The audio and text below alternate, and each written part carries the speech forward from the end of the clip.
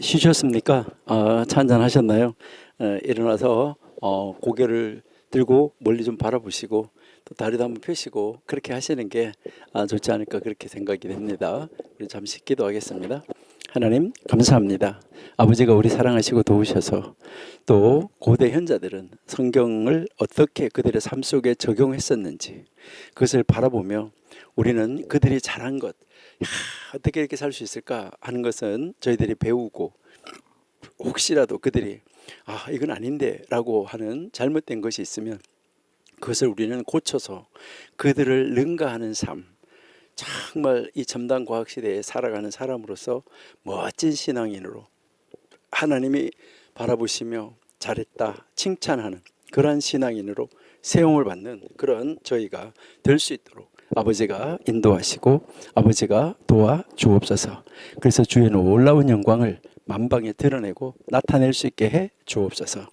아버지, 오늘도 저희들이 그렇게 고대 현자들의 그 삶에서 얻은 지혜 속으로 들어가기를 원합니다. 저희들 배울 것은 배우고 버릴 것은 버리고 고칠 것은 고쳐 나갈 수 있는 저희가 될 수 있도록 도와 주옵소서. 함께 하심을 감사합니다. 예수님의 이름으로 기도드립니다. 아멘.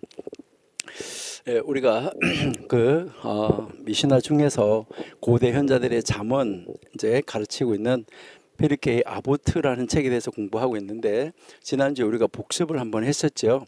그래서 페르케이 아보트 1장은 율법의 전수와 삶의 윤리. 그러니까 이제 이 페르케이 아보트 1장을 통해서 하나님의 말씀이 어떻게 우리에게까지 전수되어지고 또 그것이 우리에게 가르치는 삶의 윤리, 삶의 원리는 무엇인가 이것을 우리에게 가르쳤죠. 그렇죠? 2장은 신앙과 삶의 균형을 이루어야 된다. 그러니까 신앙하고 삶 이것이 밸런스가 맞아야 된다는 것이죠. 그것이 기울어지면 안 된다 하는 것을 우리가 공부를 했고요. 3장에서는 공동체와 하나님의 임재에 대해서 우리가 공부를 했습니다. 그러니까 공동체 안에서 성경 공부하는 것이 얼마나 중요한가 하는 것 이것을 우리가 공부했고 4장에서는 지혜와 겸손의 실천에 대해서 우리가 공부를 했습니다. 그리고 5장에서는 창조의 질서와 인간의 책임, 그러니까 우리 이 전도서하고 다 연결되어지는 것이죠. 그러니까 창조 질서, 그다음에 선과 악의 영향력, 그다음에 사랑과 인간관계, 그다음에 선행과 죄의 결과, 세상의 이 유지 원리를 우리가 이제 공부를 앞으로 이제 하게 되겠죠. 지금 우리는 2장 하고 있으니까 그렇죠?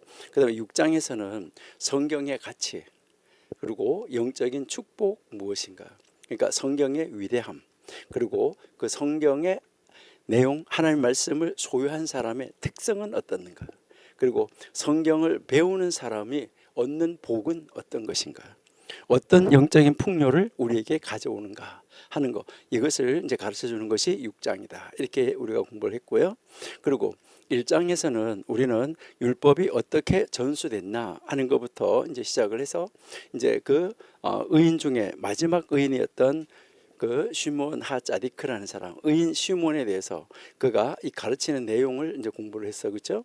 그리고 3절에서는 그 소호의 지도자 안티고노스라는 사람이 이제 이 가르치는 내용 이것을 우리가 이제 공부를 했고, 그다음에 이제 5절에서는 이제 요셉 벤 요하난이 이제 가르친 그 가르침, 그다음에 6절에서는 여호수아, 그다음에 7절에서는 그 아르벨리의 지도자 니타이의 가르침 이것을 우리가 이제 공부를 했고요.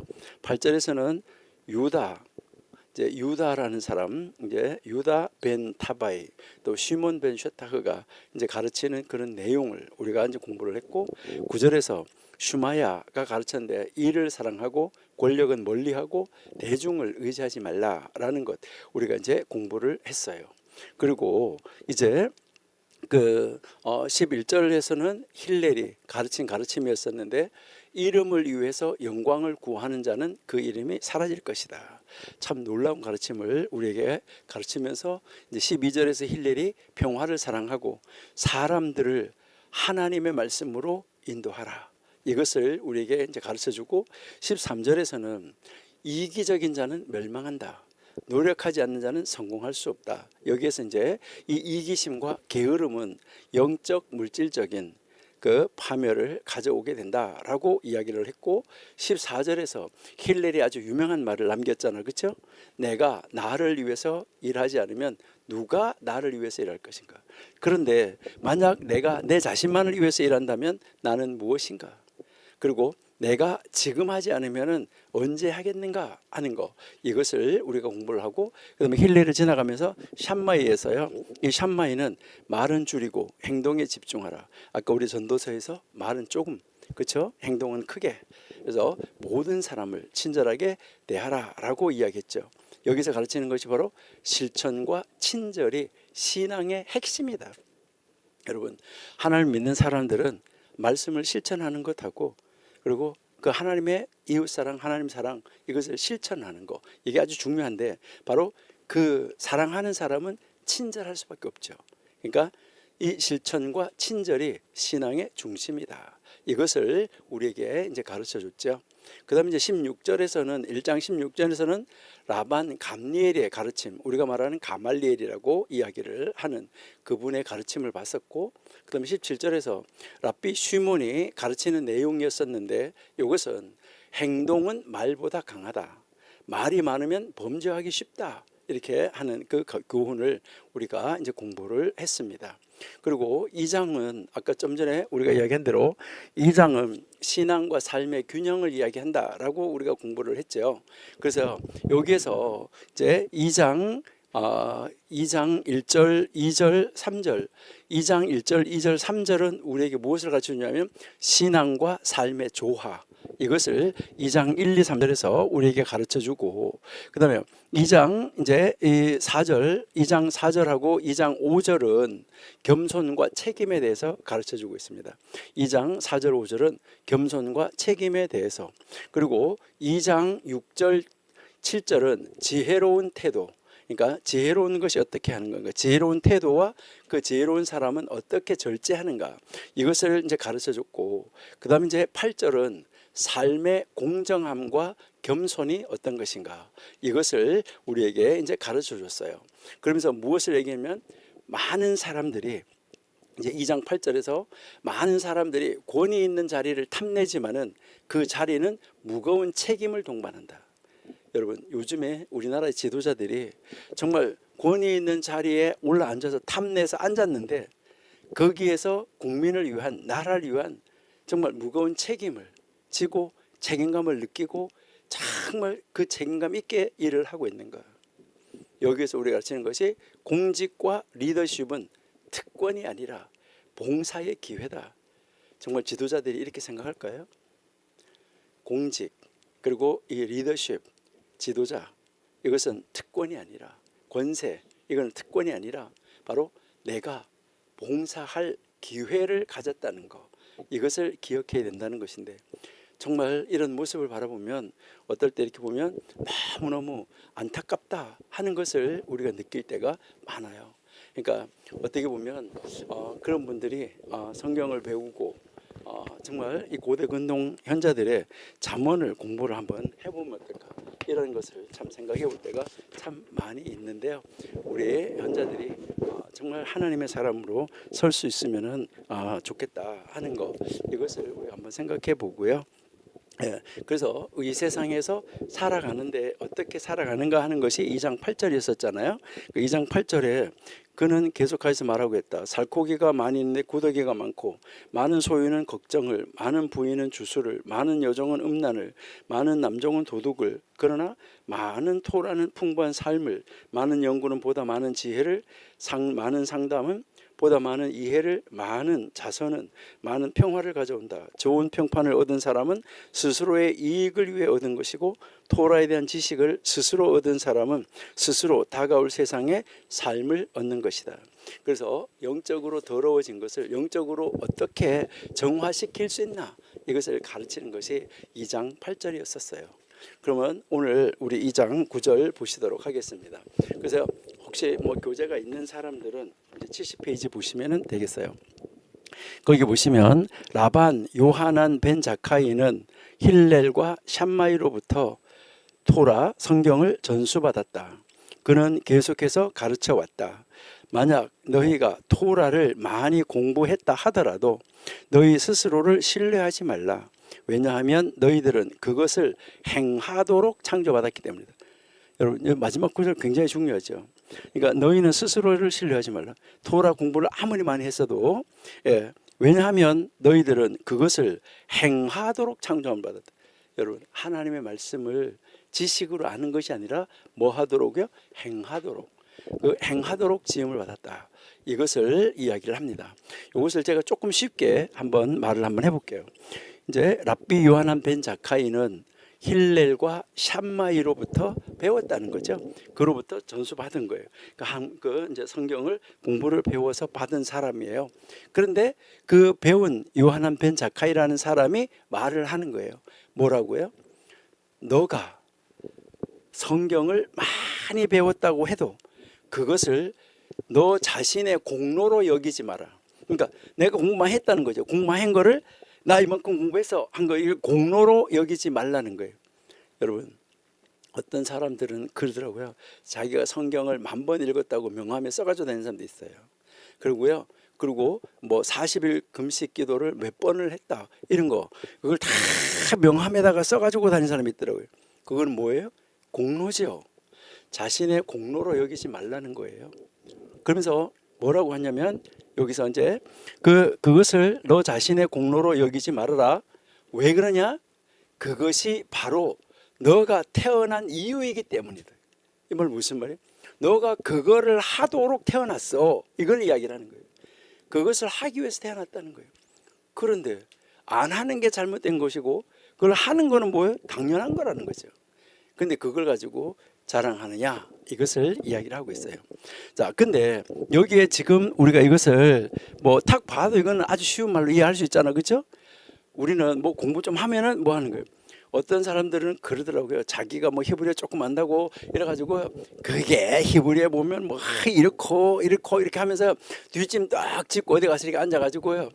뭐 또 이제 설교를 들으면서도 어떤 사람은 히브리어 성경을 딱 펼쳐놓고 자기가 히브리어 성경 안다고 그걸 딱 펼쳐놓고 뭐 해요?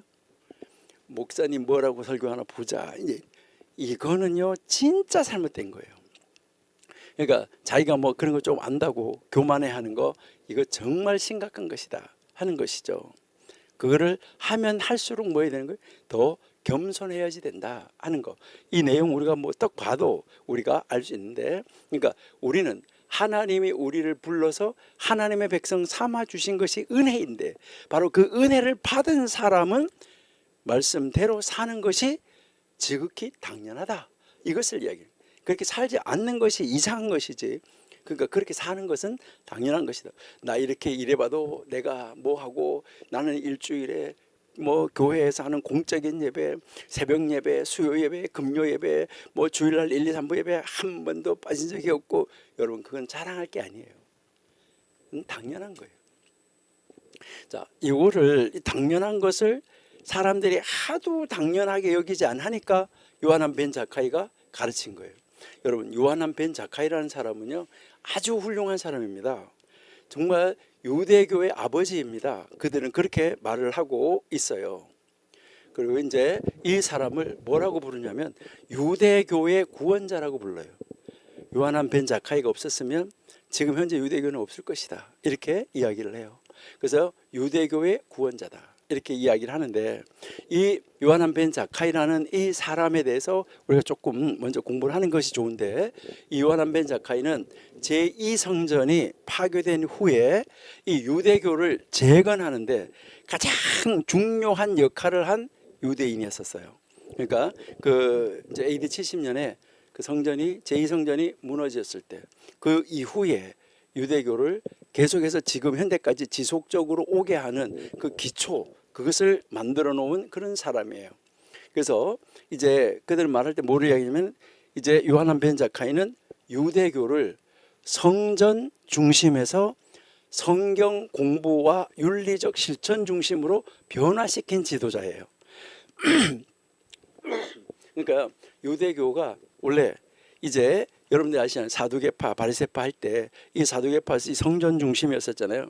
그러니까 성전 중심에서 포로로 잡혀갔을 때 성전이 없어요. 제사 지낼 수가 없었어요. 그러니까 성전 중심에서 성경 공부와 윤리적 실천 중심으로 이 유대교를 변화시킨 지도자. 그래서 이 요하난 벤 자카이의 이 사상과 이 업적은 지금 현재 이스라엘 사람들이 가지고 있는 그 유대교의 토대를 마련했다. 이렇게 여러분들이 보시면 돼요. 그러면 이 요하난 벤 자카이라는 사람의 출생 그리고 초기의 생애는 어땠었냐? 그러니까 이 출생은 이제 정확하게 요즘처럼 호적이 딱 있으면 좋은데 그렇지 않아요. 그래가지고요 뭐 하냐면 이제 보통 이제 그 하나님을 믿지 않는 사람들은 이제 이 역사, 이 연도 이런 걸 얘기할 때 CE, BCE를 써요. 우리는 BC, AD를 쓰잖아요. 그러니까 BC는 이제 예수님 오시기 전이고 AD는 예수님 오신 후잖아요. 그런데 여러분 한번 봐봐요. 하나님을 믿지도 않는 사람들이 주전 주후를 써요. 여러분 그거 좀 이상한 사람들 아니에요?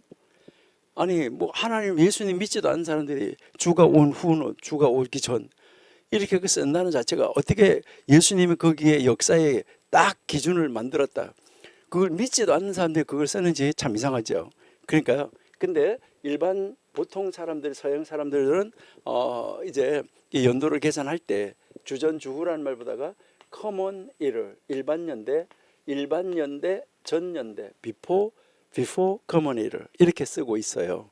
근데 이제 이 요하난 벤 자카이는 BCE 30년에서 CE 10년 그러니까 약 한 40년 정도 되는 거죠. 이 어간에 태어났다. 이렇게 이야기를 하고 있어요. 근데 그리고 도시도 어디에서 태어났는지 확실하지가 않아요. 우리나라 같으면 어디다 뭘 만들어 놨을지도 모르겠는데 이제 그 정확한 도시도 확실하게 모르고 갈릴리 지역 출신이라는 것만 나와 있어요. 갈릴리 지역 출신이다. 그러니까 이제 만약에 여기에 CE 이제 12년에 10년에 태어났다 그러면은 성전이 무너질 때가 60살 됐겠죠, 그렇죠? 이제 CE 70년에 성전이 무너졌으니까. 그러니까 근데 그 이후 시대까지 살았던 사람이에요. 제2성전 시대 그 후반부를 살았던 사람인데 그리고 아까 앞에서 이야기했지만 사두개파 바리새파가 있었을 때 이 사람은 사두개파에 속했을까요? 바리새파에 속했을까요? 여러분 사두개파 사람들은 사독을 중심으로 해서 성전 중심의 제사 중심의 삶을 이제 고집하는 사람들이었어요. 근데 바리새파는 성전이 무너지고 없어졌는데 바꿔야 된다라고 해서 개혁을 한 사람들이에요. 그러니까 이 요하난 벤 자카이는 당연히 어디 사람일까요? 바리새파 전통을 따르는 학자였었어요. 그러니까 여러분 그것을 아시고요. 근데 이 요하난 벤 자카이는 어려서부터 아주 뛰어난 학구열을 가지고 있었던 사람이에요. 예루살렘에서 그 당시 최고의 랍비들과 함께 공부를 했어요. 그래서 아까 앞에서 이야기한 것처럼 이제 이 초기의 선생님 요하난 벤 자카이의 초기의 선생님은 이제 힐렐 학파의 가르침을 따랐어요. 힐렐. 그리고 온유하고 자비로운 해석을 아주 중요하게 여기는 바로 힐렐의 사상 이것을 그대로 답습하고 배운 사람이에요. 그래서 탈무드 보라호트 28b에 보면 이제 탈무드의 이제 이 보라호트라는 책 28b 여기에 이제 보면 요하난 벤 자카이는 힐렐과 샴마이 시대 직접 그러니까 힐렐과 샴마이 시대에 그들로부터 직접 배운 사람이다. 그러니까 힐렐하고 샴마이로부터 직접 배웠다. 이거는 굉장히 아주 소중한 그런 그에게 있어서는 자산이다라고 우리가 이제 볼 수 있어요. 그리고 그가 이제 살아가던 이제 이 중세 시대를 이렇게 보면 이제 우리가 잘 아는 대로 66년에서 70년 이때 유다와 로마가 무엇을 했나요? 전쟁이 있었잖아요. 이 전쟁이 있었는데 이 요하난 벤 자카이가 이 살던 시대에 로마 제국하고 유대의 이 반란군이 이제 이 충돌하는 그런 시대였었어요. 그러니까 굉장히 혼란스러운 시대였었어요. 그러니까 유대하고 로마가 이 전쟁이 있었던 66년에 전쟁이 있어가지고 결국 70년에 무너졌잖아요. 그러니까 그때 로마 전쟁이 시작됐고 결국 로마군의 그 장군이었던 여러분이 잘 아시는 그 베시파시아누스라는 이 장군이 이제 이 예루살렘을 다 전체를 포위하고 다스리고 있었어요. 그 당시에 이 유대 이 반란군들은 예루살렘 안에서 이 성 안에서 극단적인 저항을 이어갔어요.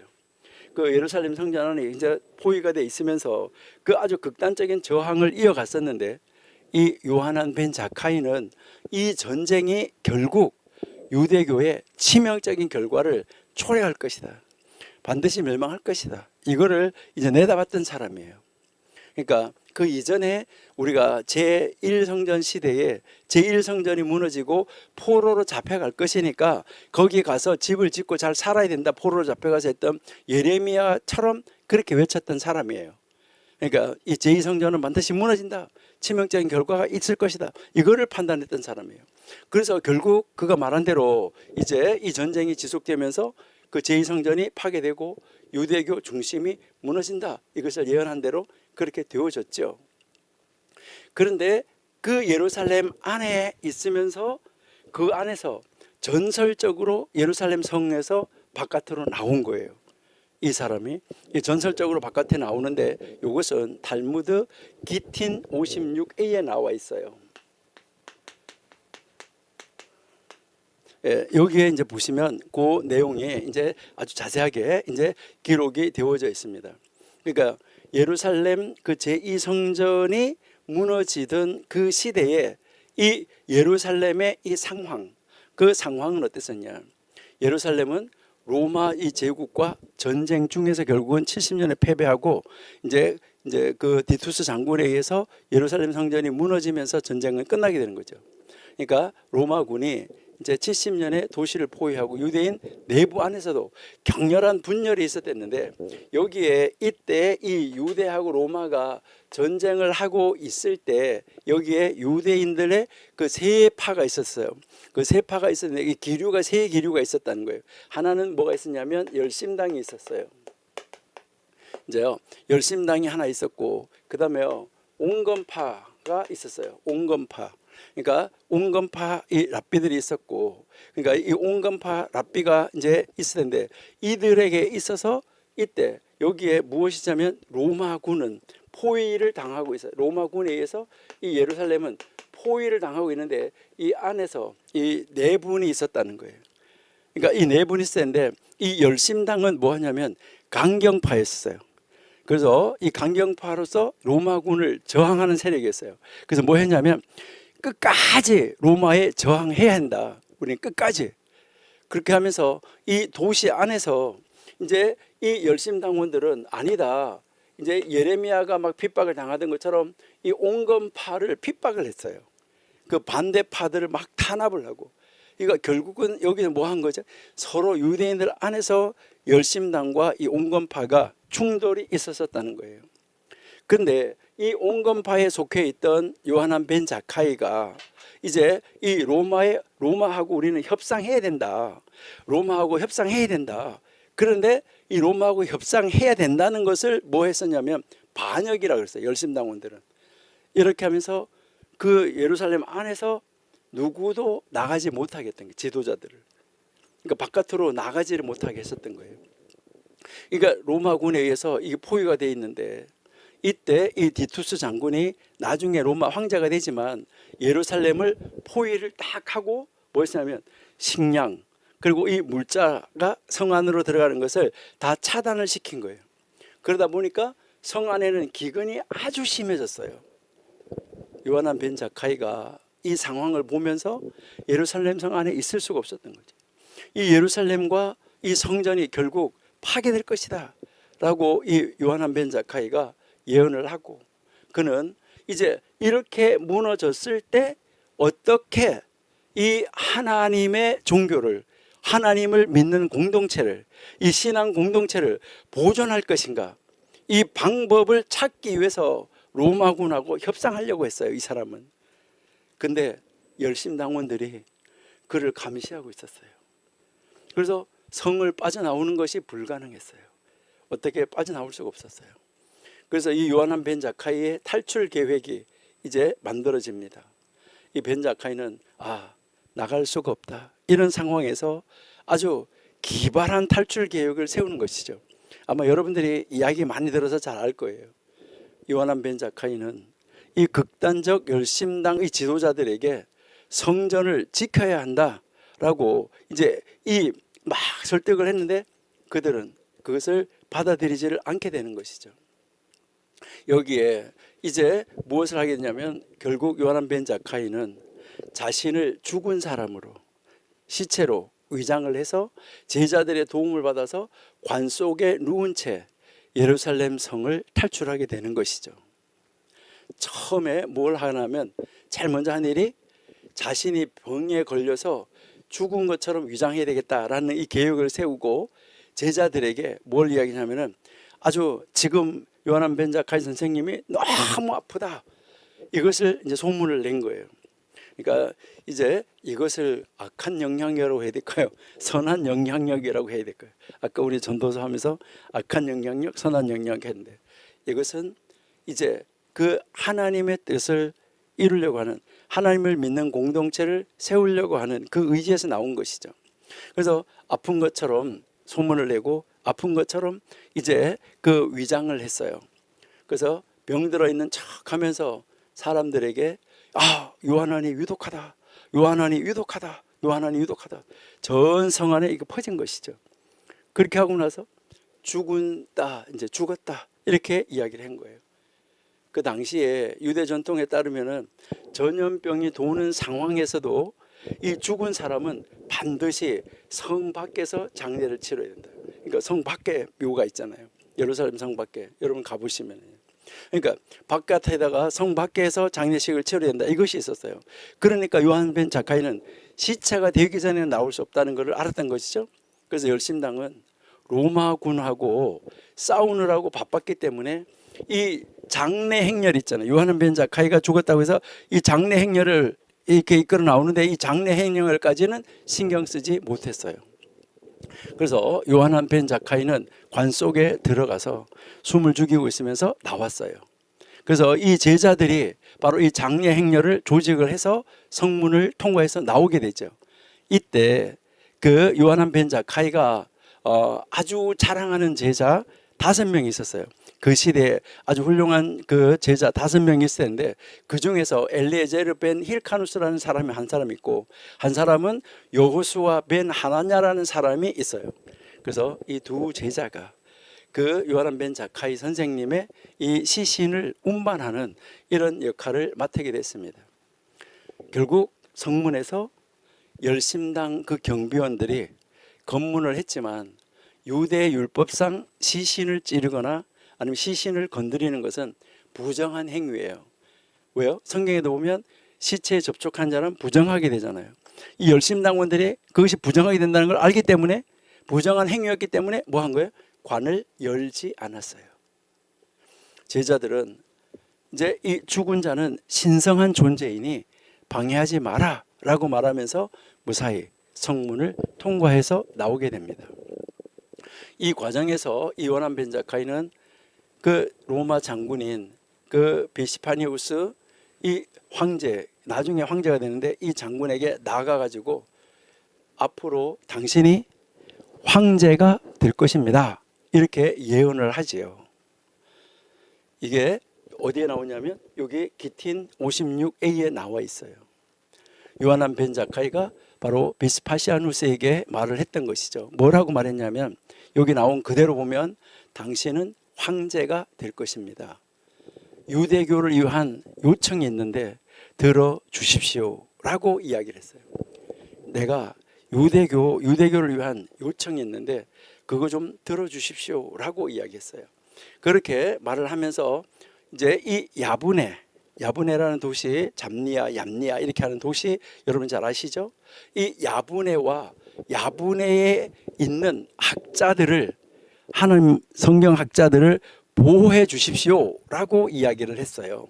그렇게 하면서 그가 이야기한 것이 있는데 이것은 여러분들이 이제 참고로 그냥 알아두시면은 이제 좋을 건데, 이때 이 요하난 벤 자카이가 무엇을 이제 그에게 이야기를 했냐 하면은, 이제 첫 번째가 무엇을 했냐면 이제 이 유대교 학문, 그러니까 유대교 학문을 계속할 수 있도록, 유대교 학문을 계속할 수 있도록 여기에다가 이 성경학교, 이제 이 성경학교를 세우도록 이제 건립하도록 해달라 하는 것이었었어요. 그리고 여기에 이 선생님이 아주 중요한데, 여기에서 이 선생님이 중요한데, 여기에 있는 바로 우리 성경에 나오는 사람, 이 가말리엘, 이 가말리엘 가문, 이제 이 가말리엘 가문이 이제 가말리엘 문화잖아요. 사도 바울이 가말리엘 문화에서 공부했다 그랬잖아요. 이 가말리엘 가문, 가말리엘의 이 가문, 가말리엘 문화, 여기 이 사람들을 이 생존을 보장해 달라. 그러니까 참 대단하죠. 그러니까 유대교 학문 이 성경학교를 설립하게 해서 거기에서 가르칠 가말리엘 가문, 이 가말리엘 가문 학문, 이 사람들의 생존을 보장해 달라. 그것을 이야기를 했고요. 그다음에 이제 세 번째, 이 세 번째는 의료진을 요청했어요. 그러니까 이제 이 의료진을 이제 보내달라라고 이제 요청을 했는데, 이제 전쟁으로 인해서 부상당한 사람들이 치료를 받을 수 있도록 해달라, 이것을 이제 협상을 한 거예요. 그래서 결국은 이제 이 장군이, 베스파시아누스 이 장군이 결국 이것을 이제 들어주게 되는 건데요. 그래서 그가 황제가 됐고, 요하난 벤 자카이의 요청을 받아들여 가지고 이 야브네를 유대교 학문의, 이제 그 유대인 공동체, 하나님을 믿는 공동체의 학문의 중심지로 삼는 것을 허락했습니다. 그래서 현재 유대교가 유지될 수 있게 됐었다는 것이죠. 그래서 이제 여기에서 이 요하난 벤 자카이가 야분의 학파하고 유대교를 재편하기 시작한 거예요. 그래서 결국은 이제 이 요하난 벤 자카이가 야분의 학당을 설립을 하는 거예요. 요즘 말로 이제 우리 말하면 야분의 아카데미예요. 그러니까 이 야분의 아카데미를 설립을 했어요. 현재 이제 우리가 이스라엘 중부에 있는 이 야분회가 바로 학문적 중심지로 이제 세워지게 됐고, 유대교를 재건하는 운동을 여기에서 시작을 하게 됐습니다. 이렇게 하면서 이제 유대교의 변화가 일어나기 시작했어요. 근데 이 요하난 벤 자카이 때 어떤 변화가 일어났냐면, 예루살렘 성전이 파괴되면서 이 전통적인 제사 중심의 유대 신앙이 이제 유지될 수 없게 되어졌잖아요. 그러니까 요하난 벤 자카이는 성전이 없어도 지속될 수 있는 하나님의 공동체, 하나님 믿는 신앙 공동체를 이끌어갈 수 있어야 된다, 이렇게 하면서 성전이 없이도 지속될 수 있는 신앙 공동체를 위해서 개혁이 필요하다, 그래서 개혁을 주도했던 사람이에요. 그렇게 해서 그가 이제 이 개혁을 한 것을 보면 어떤 개혁을 이루어갔냐면, 그가 이제 그 개혁한 것은 바로 성경과 학문 중심.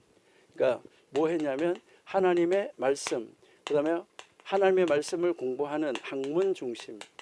그러니까 성경과 학문 중심의 하나님 공동체, 하나님을 믿는 이제 이 하나님의 신앙 공동체, 이것을 세워야 된다라고 이야기를 한 것입니다. 그러니까 여기에서 이제 이야기한 것이 바로 뭘 말하냐면, 제사, 이제 제사는 지낼 수 없다. 그래서 제사를 지낼 수 없기 때문에 뭐 해야 되는 거죠? 성경을 연구해야 된다. 그러니까 성경, 이제 이 성경을 연구해야지 된다는 거, 이것을 이제 이야기를 하게 되는 것이죠. 그래서 성경을 연구해서 그 학문, 하나님을 배우는 그 학문, 그래서 하나님 신앙 공동체를 유지할 수 있어야지 된다, 이것을 이야기를 하게 됐어요. 결국 이게 현대 유대교의 시작이었었다, 이렇게 이제 보시면 되는 것이죠. 그다음 여기서 이제 이 요하난 벤 자카이가 이야기했던 것은 뭐냐 하면은, 이제 제사를 할 수 없으니까 이제는 기도, 그리고 이 성경 공부,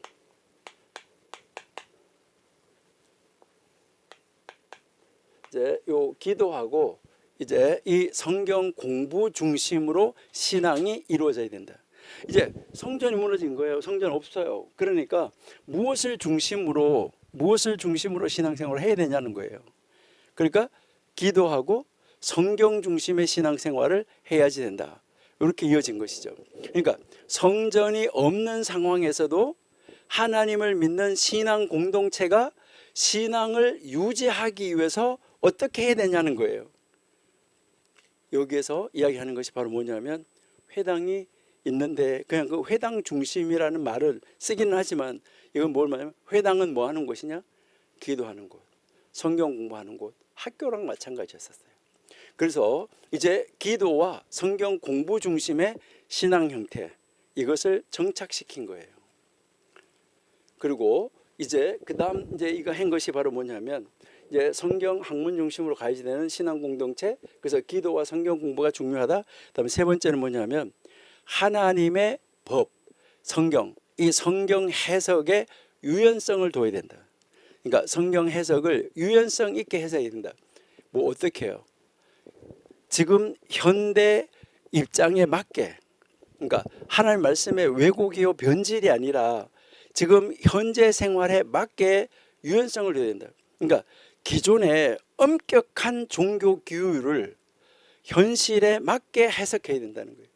요즘도 그렇잖아요. 우리가 구약 성경, 신약 성경 뭐 설교할 때도 현실에 맞게 적용을 해야 되는 것이죠.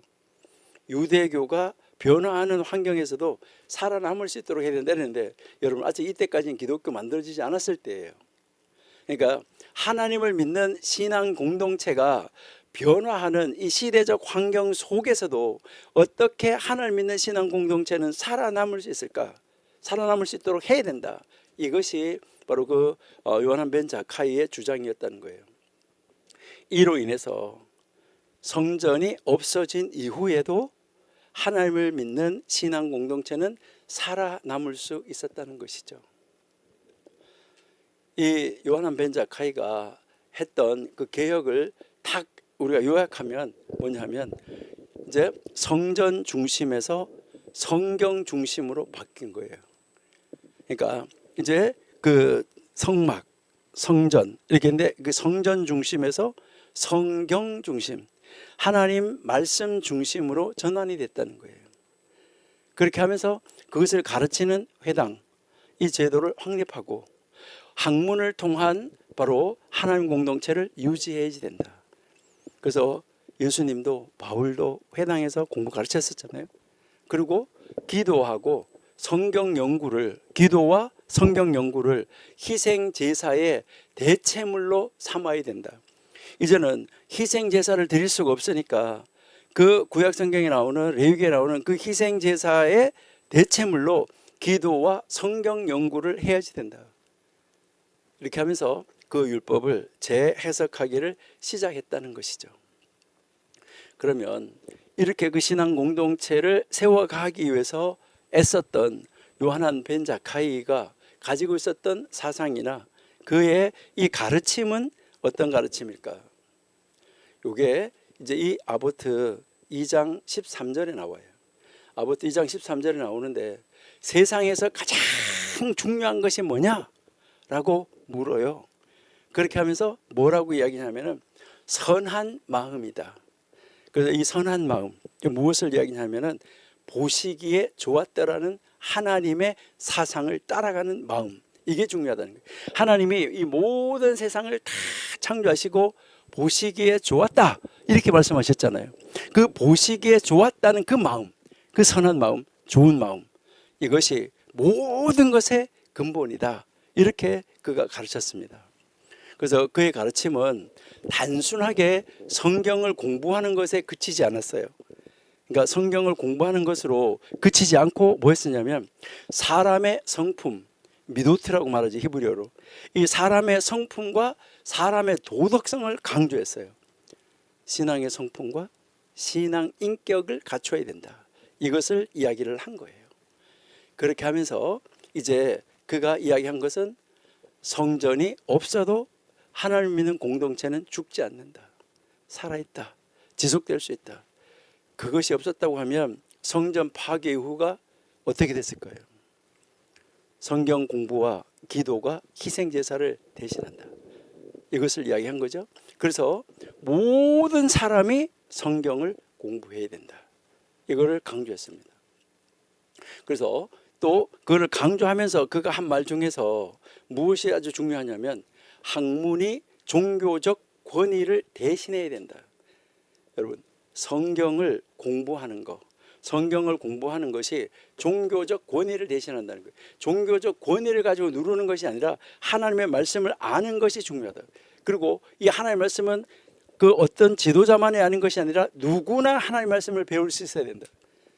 여러분, 우리는 종교 개혁자들이 그 종교 개혁이 있기 전에는 라틴어로 성경이 돼 있어 가지고 그 뭐를 다 백성들이 성경을 읽을 수가 없을 텐데 루터가 성경을 번역하면서 다 누구든지 성경을 읽게 됐다, 그렇게 이야기를 하고 그것을 종교 개혁을 했다, 이렇게 하는데 이미 AD 70년에 성전이 무너질 때, 이럴 때 뭐 했었다는 거예요?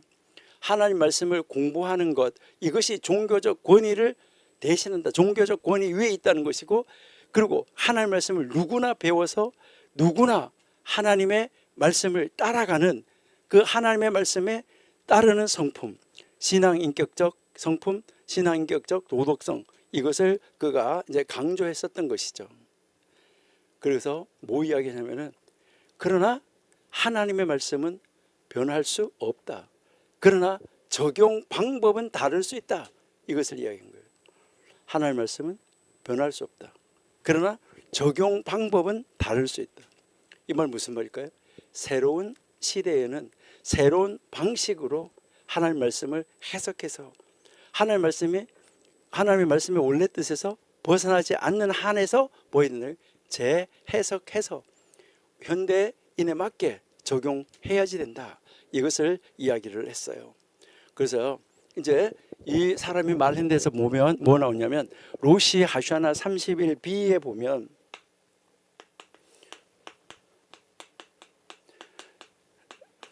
예, 31b 여기에 보면 뭐라고 나오냐면 하나님께서는 마음을 보신다. 바로 기도는 성전의 희생 제사보다 위대하다.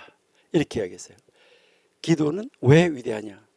기도는 하나님을 인정하는 것이기 때문에 하나님을 인정하지 않는다면 기도할 수 없다. 이것을 가르쳤던 사람이에요. 정말 이제 훌륭한 사람인데 예수님 보다가 한 3, 40년 이후에 살았던 사람이죠. 그렇죠? 예. 그리고 이제 이 사람을 그래서 뭐를 말하냐면 현대 바로 이 유대교의 아버지다, 이렇게 이야기를 하고 요한한 벤 자카이의 이 개혁으로 말미암아 신앙 공동체는 계속 지속될 수 있었다 하는 거죠. 그래서 그가 바로 이제 이 신앙 공동체 제사장 중심에서 하나님 말씀 중심으로 변화를 시켰고, 그리고요 성경 공부하는 것과 기도의 중요성을 강조했고, 바로 성전이 없어도 하나님을 믿는 신앙 공동체는 이루어져야지 된다, 계속해서 지속되어져야 된다라고 개혁을 했었다는 것이죠. 그래서 이 탈무드 보라호트 28b에 보면은 이제 거기서 뭐라고 말하냐면 신앙 공동체를 잃지 않도록 보호한 사람이 요한한 벤 자카이다. 그러니까 성전이 무너져도 이제 이 하나님 공동체를 잃어버리지 않도록, 그 하나님의 신앙 공동체가 계속 지속될 수 있도록 보호한 사람이 요한한 벤 자카이다, 이렇게 이야기하고 있습니다. 그러니까요 우리는 참 훌륭한 사람이었었다 하는 것을 우리가 알 수 있어요. 그리고 이제 그가 이제 그 성전이, 예루살렘 성전이 무너지고 나서 15년에서 한 20년 후에 이제 이제 요한한 벤 자카이가 죽었다, 이렇게 이야기를 하고 있습니다. 어디서 죽었냐면 야브네에서 죽은 것이죠. 근데 이 야브네에서 죽으면서 마지막 말을 남겼는데, 여러분 이 마지막 말을 남기는 거 굉장히 중요하죠. 어떤 사업가가, 하나님 안 믿는 사업가가 죽었을 때 바로 죽기 직전에 이제 그 관리한 사람이 딱 찾아가니까 뭐라 그러냐, 오늘 얼마 벌었어, 이럴 때잖아요. 여러분 오늘 얼마 버는 게 뭐가 중요해요? 이 사람이 마지막 말을 남겼는데 그 마지막 말을 남긴 말이 보라호트 28b에서 기록이 돼 있어요. 그 보라후트라는 책 28B에 기록이 되어 있는데 뭐라고 이야기냐면 나는 두 길 앞에 서 있다. 나는 두 길 앞에 서 있다. 죽음에 바로 직면하고 있으면서 자기는 두 길 앞에 서 있대요. 하나는 천국 가는 길이고 하나는 지옥으로 가는 길이다. 나는 어느 길로 갈지 모른다. 이것이 나의 두려움이다. 이렇게 말했어요. 자기에게 두려움은 혹시 내가 지옥의 길로 갈까봐 두렵다는 것입니다. 두 길로 서 있는데 나는 하나님의 뜻대로 하나님의 일을 이룬다고 하고 최선을 다해서 달려왔으면서도 하나님 제가 이렇게 했잖아요. 이게 아니라 공로가 아니라고 아까 그랬잖아요. 그러니까요. 우리 아까 전도사 할 때도 공로가 중요한 것이 아니라고 이야기했는데 여기에서 자기가 그렇게 정말 영향력 있게 살아왔으면서도 혹시 내가 어디로 갈까? 이것이 내가 지옥으로 갈까? 이것이 두려움이다. 하늘나라는 반드시 있다. 이것을 이야기를 했어요. 요한한 벤 자카이가 죽음의 직면에 있으면서도 하나님 앞에서 겸손한 태도를 잃지 않았다는 거예요. 천국을 가고 지옥을 가고 하는 이 결정도 누가 한다는 거예요? 하나님이 하신다는 거예요. 하나님 내가 이렇게 했으니까 나 이렇게 가야죠. 이게 아니었다는 거예요. 하나님 앞에서 끝까지 겸손한 태도를 잃지 않았다는 거예요. 죽음 앞에서도 자기 스스로를 정확하게 평가하는 이런 신중함을 보이는 그런 사람이었었다. 그래서 그의 영향력은 참 컸어요. 그러니까 그의 영향력이 참 컸었는데 결국 성전이 무너져도 지속할 수 있도록 하나님 공동체가 지속할 수 있도록 개혁한 사람이었었고 성경 연구와 기도를 하나님 공동체의 중심이 되어야 된다라고 재편을 한 사람이고 또 야분회에 성경 학교를 세워서 그 하나님의 말씀이 끊임없이 가르쳐지도록 보존한 인물이었었죠. 만약 그가 그렇게 하지 않았다고 하면 어떻게 됐을까? 모든 성경이고 뭐고 두루마리고 다 모아다가 불태우는 그러한 시대 속에서 성경이 어떻게 지금까지 전해질 수 있었을까 하는 것을 우리가 한번 생각을 해보게 됩니다. 그러면서 그가 뭐라고 이제 말을 끝에 나는 두렵다라고 이야기하면서 뭐라고 말을 남겼냐면 하나님을 믿는 공동체 사람들은 서로를 사랑하고 은혜를 베풀어야 한다라고 말을 했습니다. 성전이 파괴된 후에 제자들이 이제 우리가 어떻게 속죄할 수 있습니까? 성전이 무너졌으니까 속죄 제사를 드릴 수가 없잖아요. 그러니까 레위기 16장에 나오는 속죄 제사 드릴 수가 없잖아요. 어떻게 속죄할 수 있습니까? 물었을 때 뭐라고 말했냐면요. 하나님의 말씀대로 하는 선행, 은혜로운 행동, 기도, 성경 공부가 제사를 대신한다. 이렇게 말했습니다. 이런 가르침이 이제 성전이 무너지고 난 이후에 윤리적이고 학문적인 방향으로 하나님 공동체, 신앙 공동체가 성경 중심으로 발전하는데 영향을 주었던 그런 사람입니다. 이제 이 사람이 바로 성경 연구와 기도를 강조하면서 하나님 공동체, 이 공동체가 지속될 수 있도록 이제 그 기반을 마련한 중요한 지도자였었다 하는 것을 우리가 알 수 있습니다. 그러니까 이 요한한 벤 자카에 대해서 우리가 뭐 자세하게 그의 가르침이나 이런 걸 말하려고 하면 엄청나게 많은 그런 내용이 있고 뭐 우리가 수업 1시간, 2시간 해가지고 안 될 그런 문제예요. 이 정도로 우리 요한한 벤 자카이라는 사람이 있었기 때문에 성전이 없는 상태에서도 성경 학교가 세워지게 되고 그 성경과 기도를 통해서 우리가 하나님 앞에 회개할 수 있는 길이 열려졌다. 희생제사, 속죄제사를 안 드려도 우리는 성경 공부하는 거하고 말씀을 따르는 선행 요구하고 하나님 앞으로 돌아섬, 그러니까 요구하고 우리가 기도하는 것, 이것이 결국은 희생제사를 대신하도록 만들었다라고 이제 가르쳐준 사람이었다는 거죠. 그 시대에 예수님과 동시대에 살았던 그런 사람으로서요. 자, 그러면 구절 한번 보실게요. 여러분 책 70페이지에 구절에 보시니까 뭐 이야기냐면은 이제 다시 한번 읽어드릴게요. 힐렐과 샴마이로부터 성경을 전수받았다. 그는 계속해서 가르쳤다. 만약 너희가 토라를 많이 공부했다 하더라도 너희 스스로를 신뢰하지 말라.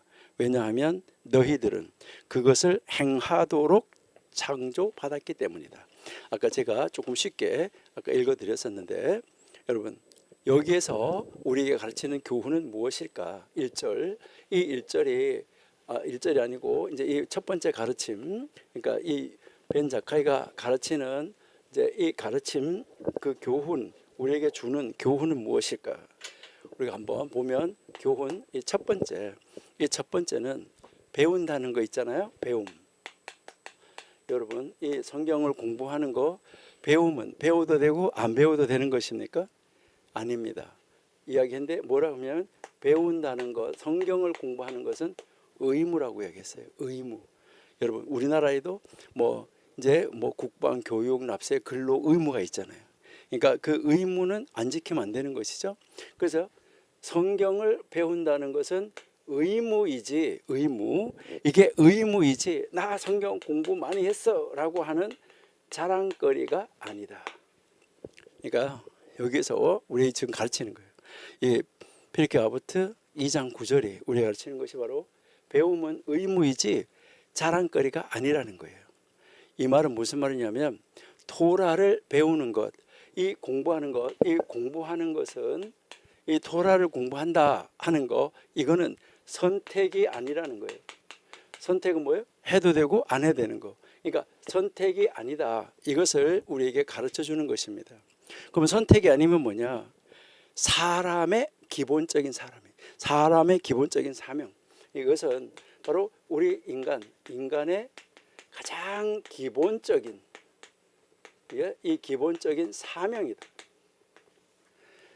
여러분, 근데요, 요즘에 교회에서 성경 공부를 정말 모든 신앙의 가장 기본이 되는 사람의 가장 기본이 되는 사명으로 요즘 성경 공부하고 있나요? 요즘 이렇게 보면 뭐 성경 공부합시다 이렇게 하면 뭐해요? 다 알아 이렇게 하잖아요. 내가 교회 다닌 지가 몇십 년이 돼서 성경 읽어도 몇 번 읽었는데 다 알아 이렇게 이야기하는 사람들 많은데요. 여러분 아닙니다.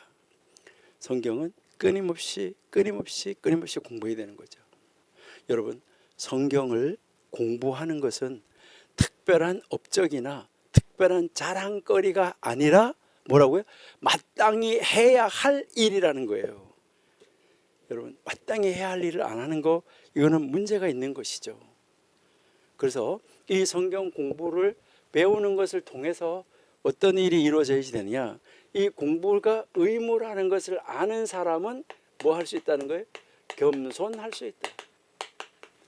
여러분 성경 공부를 해도 하는 말씀대로 살려고 했는데 또 이렇게 오늘 또 성경 읽으면서 어제 내가 이렇게 못 살았던 거 여기 또 나타나네. 여러분 뭐 할 수밖에 없어요? 겸손할 수밖에 없어요. 하나님의 말씀에 대한 지식은 겸손함을 가져온다. 바로 성경 지식은 겸손함을 가져와야 된다 이렇게 말했어요. 여기서 얘기하는 것은 사람이 많이 배웠다고 교만해지면 안 된다는 거예요. 우리는요 어디서 뭐 공부 좀 했다 이렇게 한번 내가 어디에서 공부했는데 굉장히 뭐 따지잖아요. 그렇죠? 여러분 배움의 목적은 뭘까요? 배움의 목적은 자기 자랑이 아니라 하나님을 섬기고 이웃을 돕는 방법을 알아가는 것이다. 여기 중요한 말이에요. 성경을 공부하고 우리가 모든 세상에 있는 모든 것을 배우는 것은 그 목적은 나를 자랑하기 위해서가 아니라는 거예요. 하나님을 섬기고 이웃을 돕는 것이라는 거예요. 그러니까 하나님을 섬기고 이웃을 돕는 방법을 알아가는 거라는 거예요. 그러니까 여기서 우리가 알아야 되는 것은 바로 뭘까요?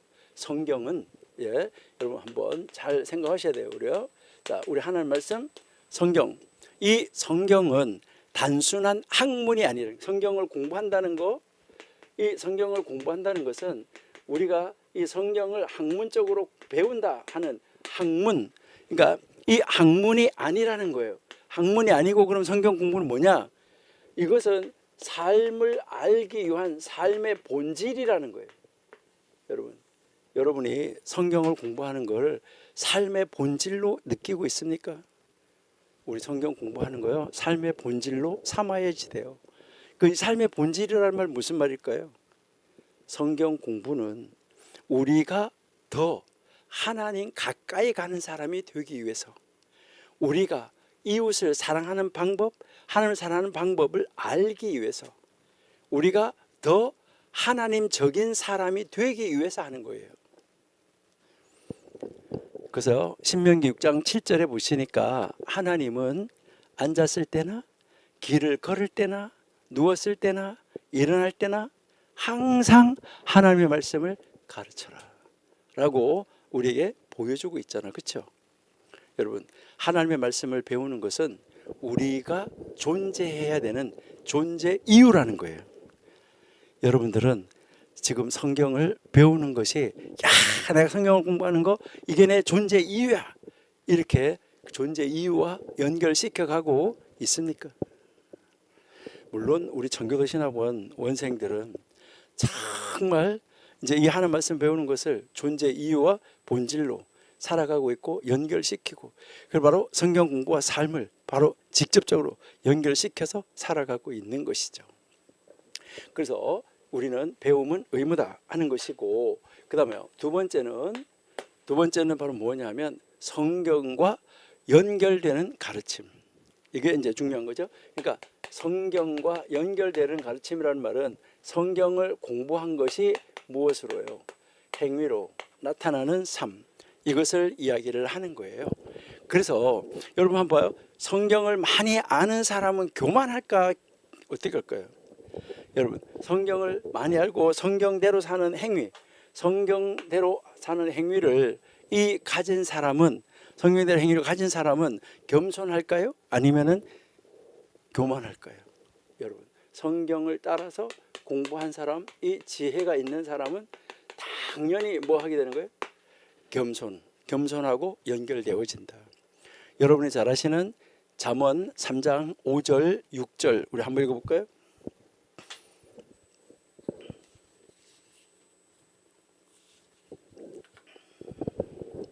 너는 마음을 다하여 여호와를 의뢰하고 내 명철을 의지하지 말라.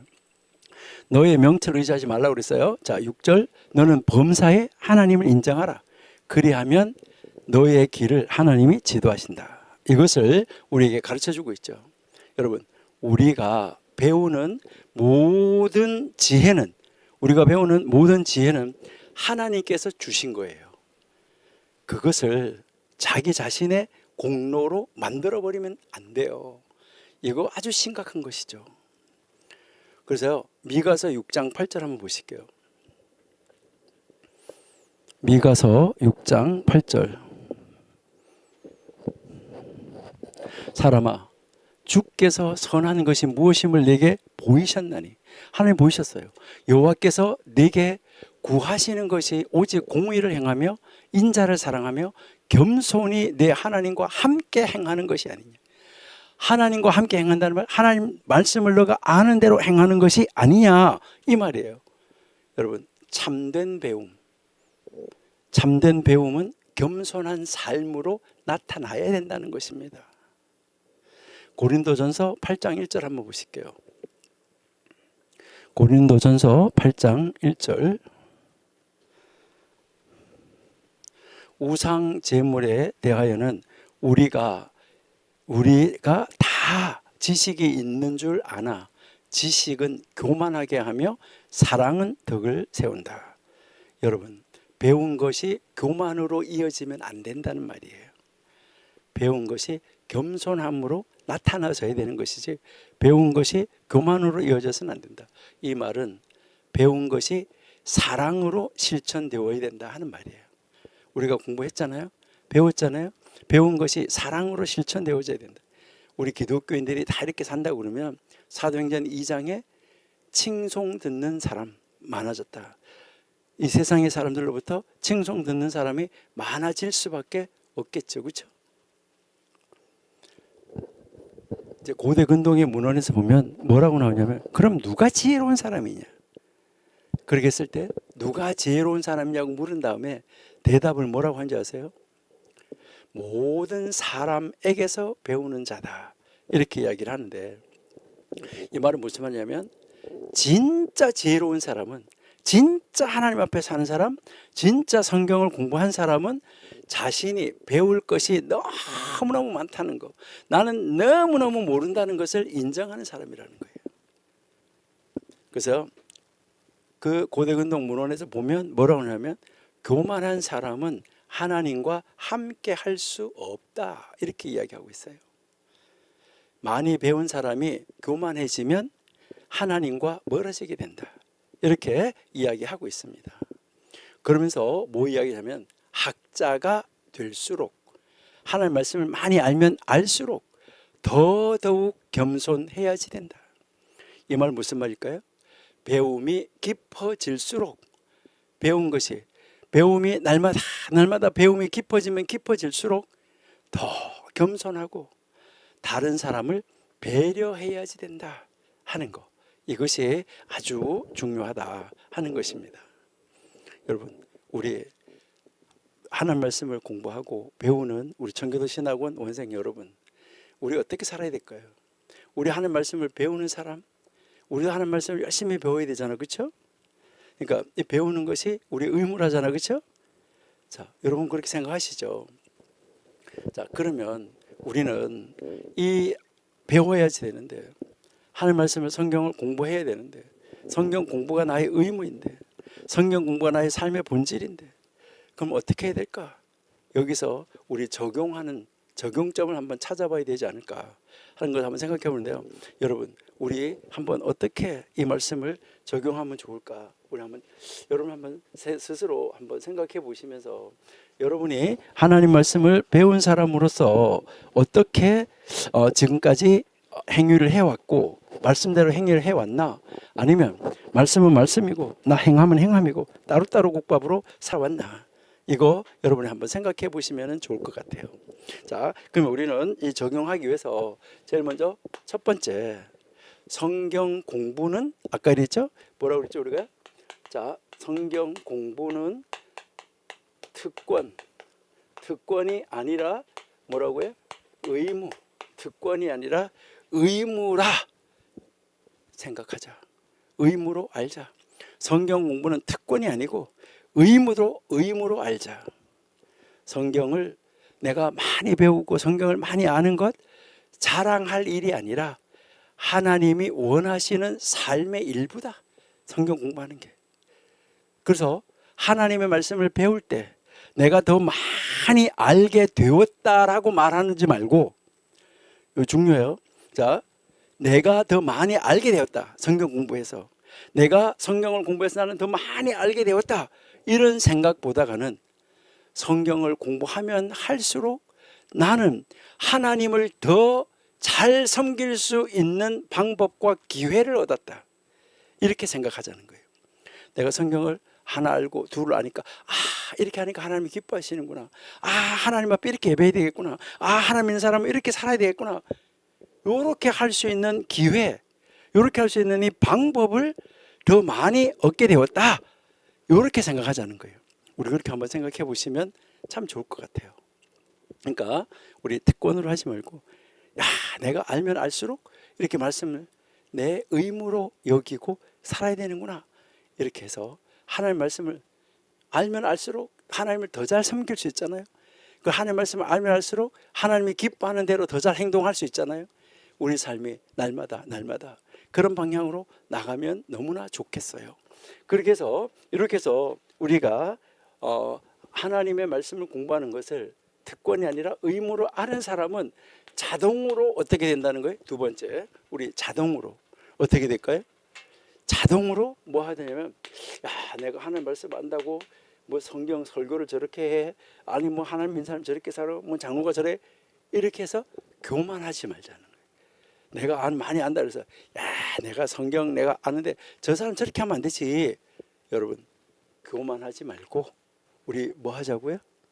겸손을 유지하자. 그러니까 우리는 성경을 공부하면 할수록 더 겸손을 유지하는 자리로 나가자.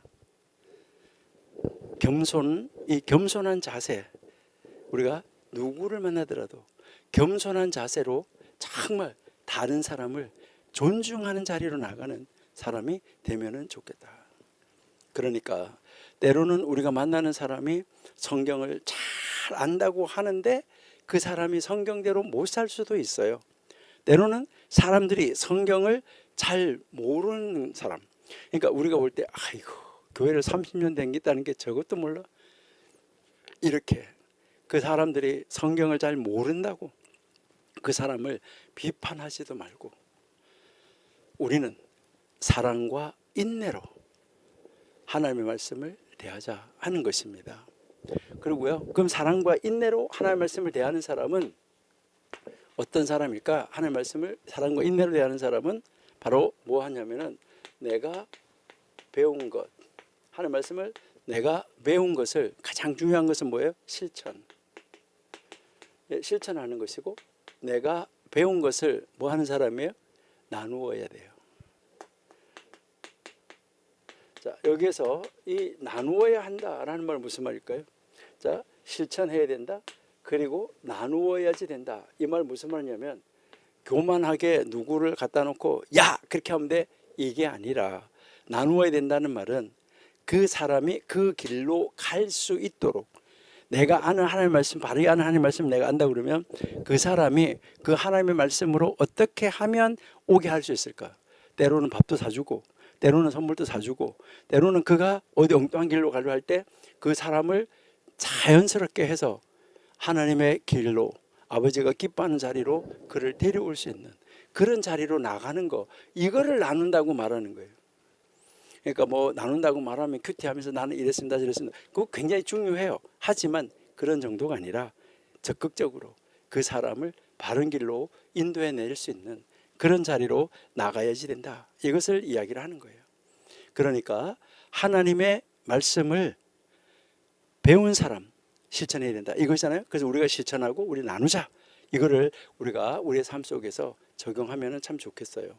하나님께서는 우리가 이 배운 말씀을 우리가 실천하고 다른 사람에게도 그 사람이 우리가 실천하는 모습을 바라보면서 아, 하나님 말씀이, 내가 읽었던 하나님 말씀이 이런 것이구나 스스로가 깨닫도록 만들어주는 것, 이것이 나눈 거예요.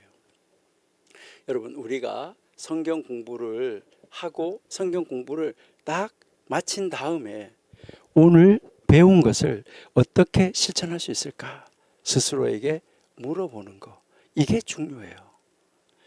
그러니까 내가 딱 성경 공부를 마쳤어요. 마쳤는데 탁탁탁탁 정리를 했는데 이 오늘 내가 배운 말씀 나의 삶 속에서 어떻게 실천할 수 있을까, 이거를 스스로 물어보는 거, 이것이 중요하다 하는 것입니다.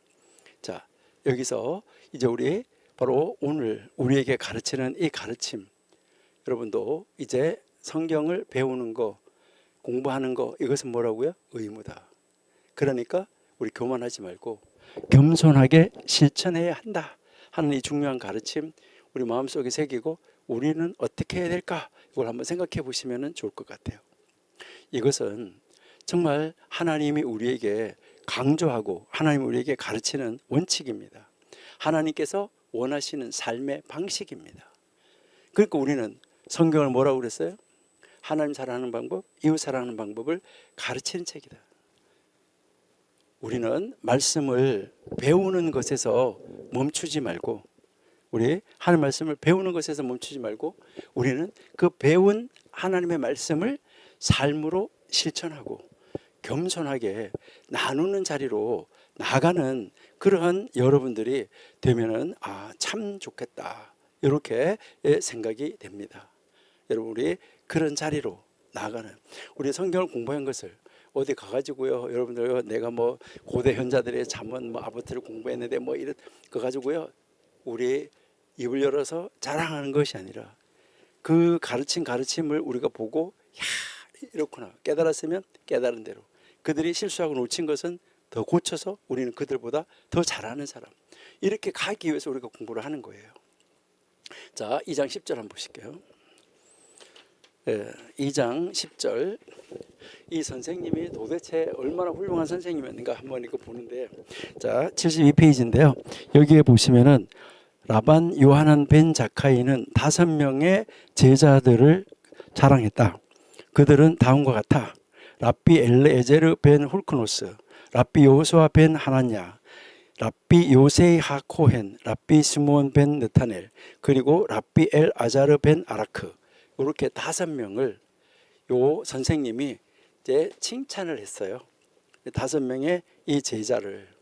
그러니까 이제 이 요하난 벤 자카이에게 5명의 제자가 있었다. 요 원문에는 그렇게 돼 있는 말이, 간단하게 보면, 딱 간단하게 직역을 하면 이제 5명의 제자가 있었다. 딱 5명만 있었다는 말이 아니에요. 많은 제자가 있었는데 그 중에서 이 5명의 제자의 이름을 들어가면서 지금 설명을 하고 있는 제자가 5명이 있었다는 거예요. 그래서 그들은 이제 누구냐 했을 때 이렇게 5명인데, 랍비 엘레제르 벤 후르카노스. 한데 여기서 이 벤이라는 말은 아들이라는 말이기 때문에 후르카노스의 아들, 그러면 엘리에제르, 여호수아 벤 하나냐. 여호수아라는 이름이 많잖아요. 그러니까 하나냐의 아들 여호수아. 요세라는 이름도 많이 있는데 이거는 뒤에 하코헨이 붙어 있죠.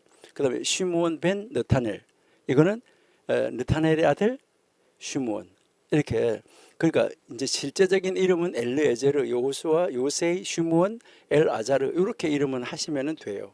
그러니까 마리아가 여러 사람이 있으니까 막달라 마리아 이렇게 하는 것처럼 이제 많은 이제 똑같은 이름이 있을 때 어디에 누구, 그거를 다른 사람들하고 구별시켜서 어디에 있는 사람 누구라는 것을 알려주기 위해서 이런 이름을 다 붙였었다 하는 것을 우리가 알 수 있어요.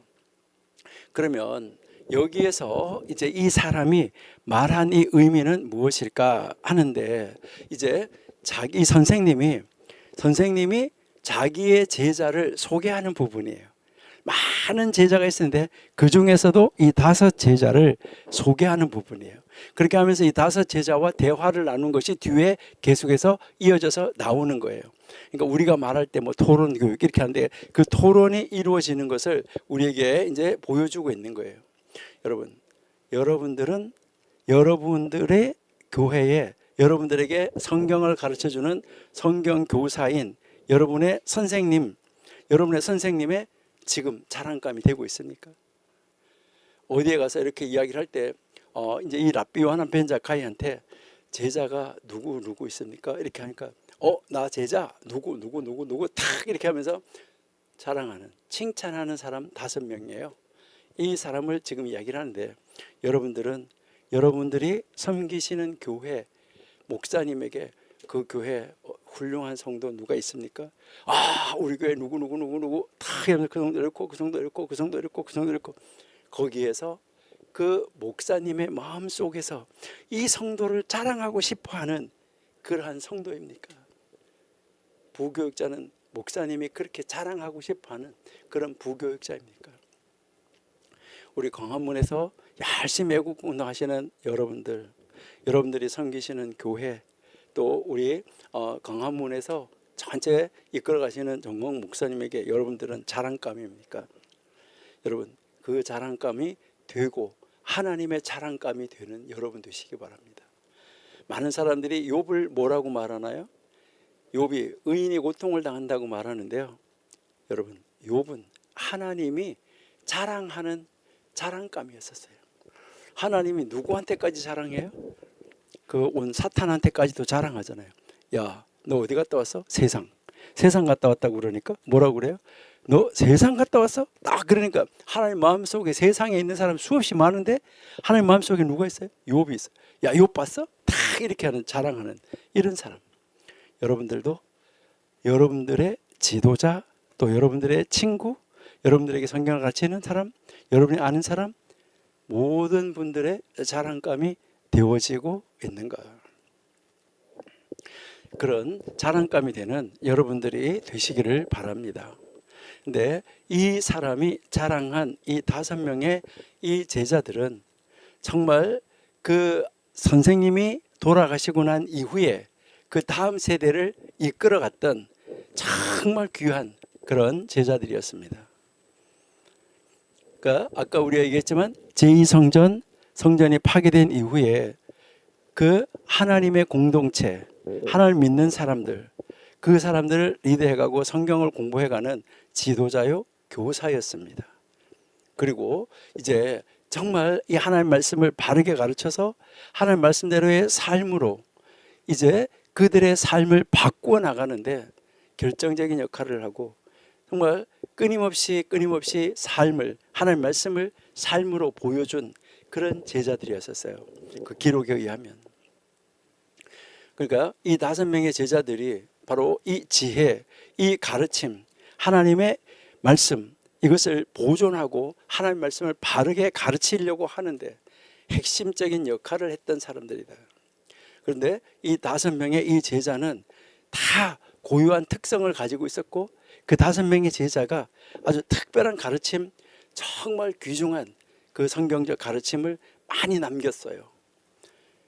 이렇게 훌륭한 이 선생님, 이 요한안이 바로 인정하는 그 학생들은 어떤 인물이었을까?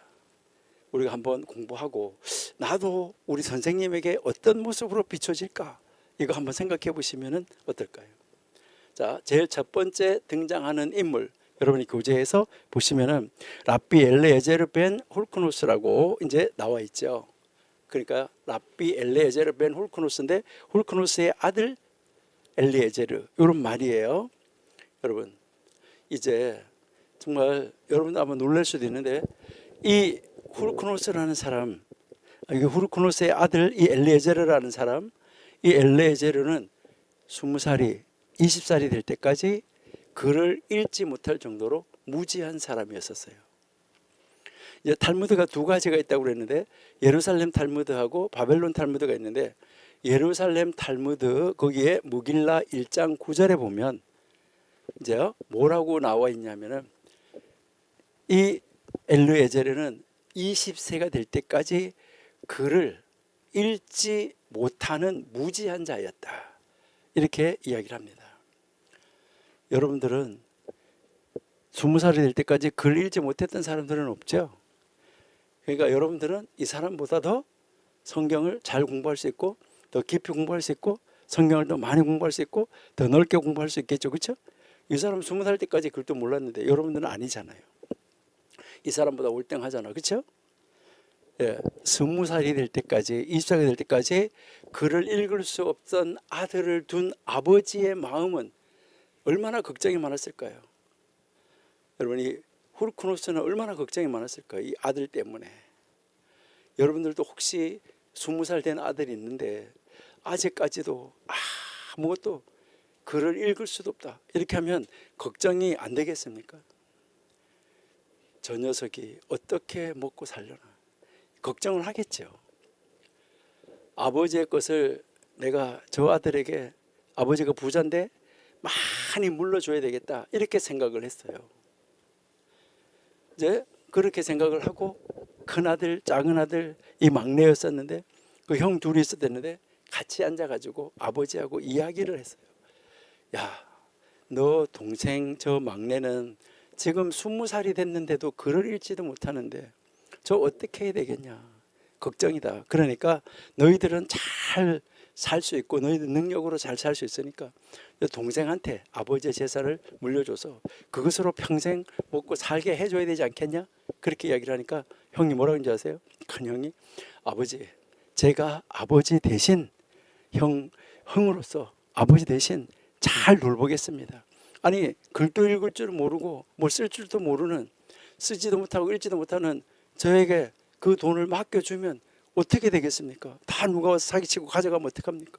그러니까 제가 관리하면서 제가 동생 잘 아버지 대신 돌보겠습니다. 이렇게 얘기하니까 둘째가 뭐라고 하는지 아세요? 아버지 걔는요 이 형 싫어하고요 나 좋아해요. 그러니까 나한테다가 맡기시면 제가 관리하겠습니다. 제가 잘 돌보겠습니다. 아버지 마음이 얼마나 더 아팠을까요? 여러분 혹시 우리는 첫째 아들, 둘째 아들과 같은 그런 사람은 아닙니까? 근데 이 밖에서 이 말을 들어요. 이 친구가 글도 쓸 줄 모르고 읽을 줄도 모르는 친구가 듣고 아버지 집을 떠나서 나도 공부 좀 해봐야 되겠다 이렇게 하고 떠나는 거예요. 그래서 아버지 집을 떠났어요. 그래서 이제 이야기가 기니까 그냥 생략하고요. 아버지 집을 떠났는데, 그래서 이제 이 아버지가 떠나고 나서, 아들이 떠나고 나서 한참의 세월이 지났어요. 이제 이 세월이 지난 다음에 이제 아들이 아버지 모르게 가만히 떠났기 때문에 어디에 있는지 찾아볼 수가 없어요. 그래가지고 아버지가 찾아다니는데 예루살렘으로 가보자 이렇게 해가지고 예루살렘에 가서 학교에 가서 공부를 하기 시작했어요. 그 학교에 입학하는 것부터 시작해가지고 학교에 가서 공부하는 과정에서도 우여곡절이 참 많아요. 그런 우여곡절이 많은데, 그러한 것은 우리 다 빼놓고 이제 이 아버지가 한 걱정을 하면서 아들을 찾아다녔어요. 근데 그 아들이 입학한 학교가 바로 어디였었냐면 이 요하난 벤 자카이 선생님이 계시는 학교에 입학을 했어요. 그래서 이 엘리에제르가 훌륭한 선생님 아래서 정말 끊임없이 글도 모르는 그 친구가 가지고 지속적인 연구, 또 지속적인 노력, 이렇게 해서 학업을 성공적으로 마쳤어요. 그리고 아주 유능한 학자가 됐어요. 여러분들은 이러한 일이 가능할까 이렇게 생각할 수도 있어요. 그런데 이거는 사실로 기록이 되어져 있어요. 40살에 성경을 연구하기 시작한 사람도 있어요. 글을 읽지 못하는 그런 사람은 아니었지만은 이제 이 40세에 연구를 시작해서 훌륭한 또 이 학자가 된 사람도 있어요.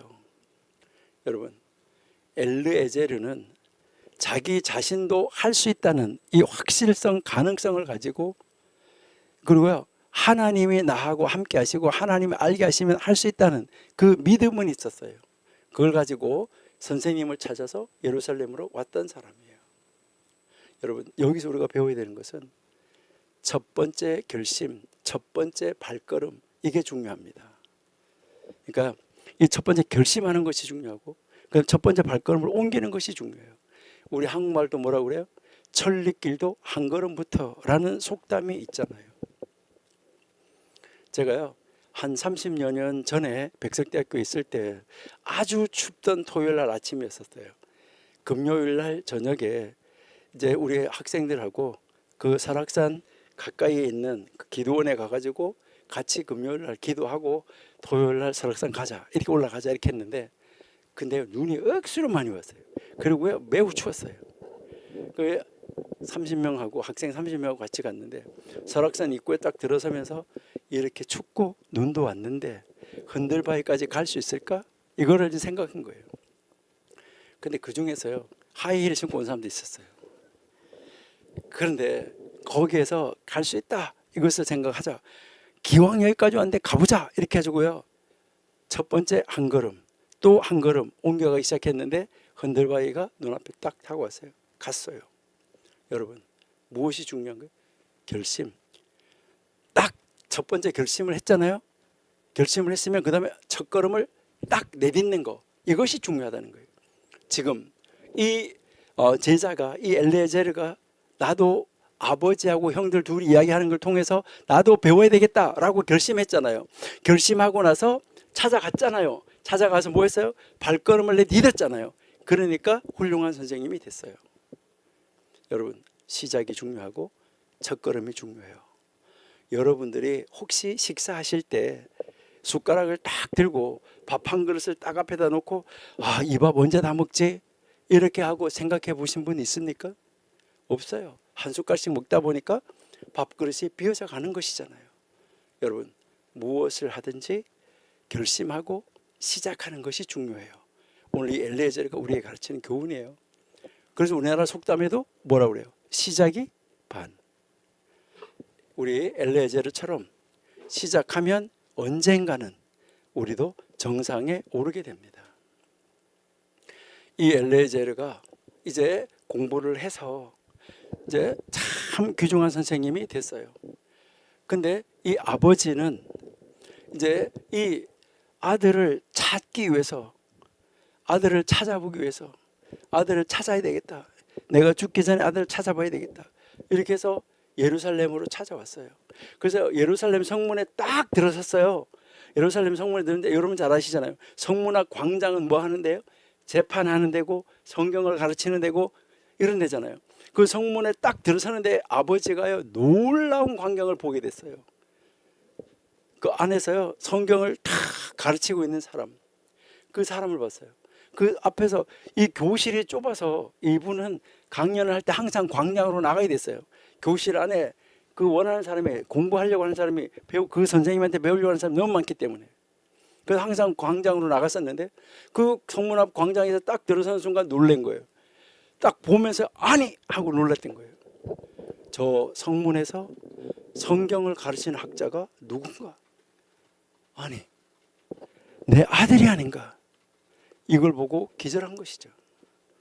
여러분 20살이 될 때까지 글도 읽지 못하던, 아버지가 생각할 때 아니 20살이 될 때까지 글도 읽지 못하던 저 녀석이 저렇게 유명한 학자들 앞에서 강의를 하고 있다니, 이게 꿈인가 생시인가. 아버지는 입을 다물지 못하고 서서 그저 놀라워하면서 기뻐했어요. 아니 이런 일이 어떻게 있을 수 있다는 말인가요. 아버지는 너무너무 기뻐가지고 이 모든 재산을 엘르에제르가 맡고 있는 그 학교에, 아버지 재산을 전체를 학교에 기부하겠다 이렇게 이야기를 했어요. 그때 이 엘르에제르가 아버지의 말씀을 듣고 아버지의 뜻을 다시 한번 거절했다고 그래요. 첫 번째는 아버지 모르게 아버지 집을 떠나온 거, 불효한 거. 그리고 두 번째는 아버지의 말씀을 따르지 않는 거, 거절한 거.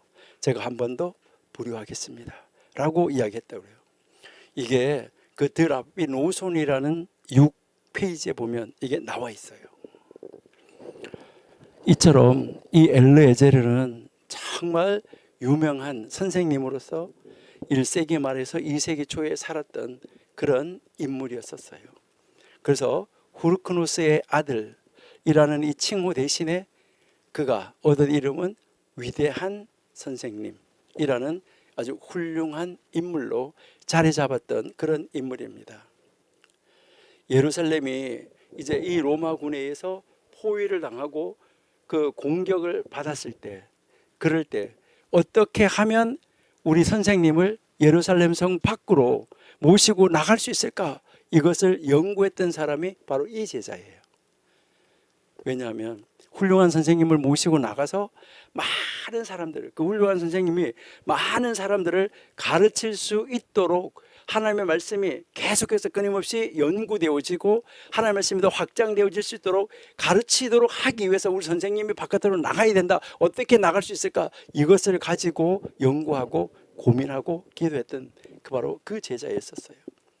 그래서 바로 이 사람이 두 번째 나오는 여호수아, 이 여호수아와 함께 선생님을 예루살렘 밖으로 모시고 나갈 이 친밀한 계획을 세웠던 바로 그 제자였었어요.